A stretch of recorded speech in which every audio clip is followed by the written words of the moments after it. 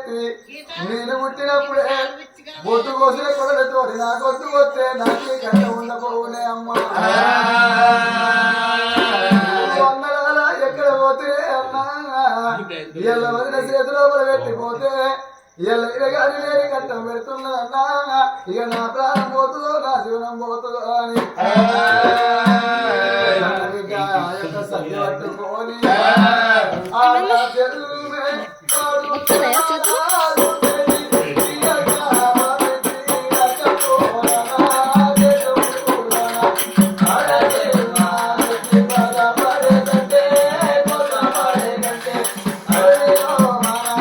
పుట్టిందే